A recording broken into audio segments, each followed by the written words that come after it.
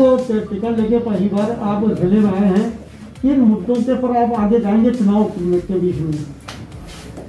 मुद्दे स्थानीय मुद्दे और प्रदेश स्तरीय मुद्दे। स्थानीय मुद्दों की हम बात करें तो शिक्षा की बेकार स्थिति हमारे विधानसभा क्षेत्र में, स्वास्थ्य की बेकार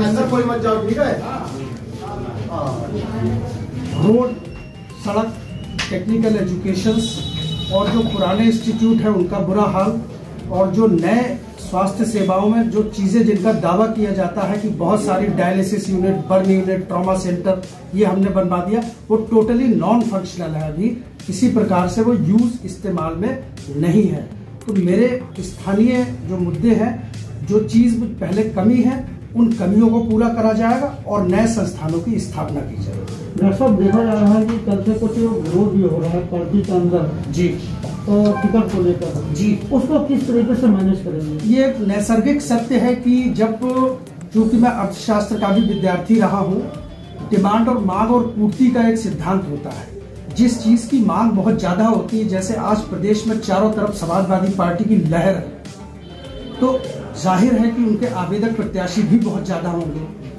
हमने अपने आवेदन के पश्चात जब भी मैं क्षेत्र में गया तो मैंने क्षेत्र की जनता से यही कहा, यद्यपि उसने मुझसे प्रश्न पूछा कि टिकट हो गया, मैंने कि नहीं, मैं पार्टी की तरफ से आया हूं और जिन जिन ने आवेदन किया वो सब हमारे भाई हैं, उनका टिकट होता है तो मैं उनको लड़ाऊंगा, और निवेदन यह है कि अगर मेरा टिकट है तो मुझे लड़ाया जाए। रही विरोध की बात, देखिए जब डिमांड ज्यादा होती है, किसी एक को जब मौका दिया जाता है, जैसे वो सब सेनापति हैं, जितने लोगों ने आवेदन किया है इस कर्म युद्ध के, वो सब सेनापति हैं।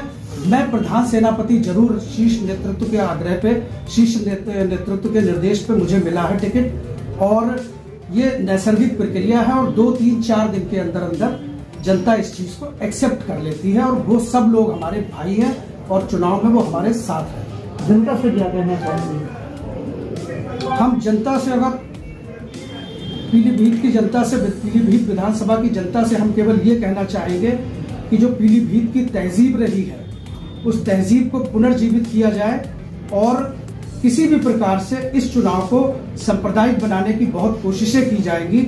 लेकिन मुझे मालूम है, मेरे व्हाट्सएप मैसेजेस, मेरी लगातार 3 दिनों से काल की लॉग डिटेल आप देख लीजिए, जनता जो है बिल्कुल सांप्रदायिकता को नकार चुकी है।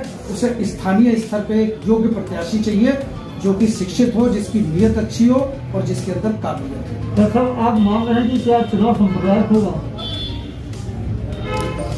मैं मान नहीं रहा हूं, लेकिन मैं उससे बचाने का प्रयास, जैसे मैं एक डॉक्टर हूं, बीमारी आने से पहले वैक्सीन लगाई जाती है, तो मैं उस वैक्सीनेशन के नियम के फलस्वरूप कह रहा हूं कि चुनाव को हमें सांप्रदायिक होने से बचाना है। ठीक, थैंक यू।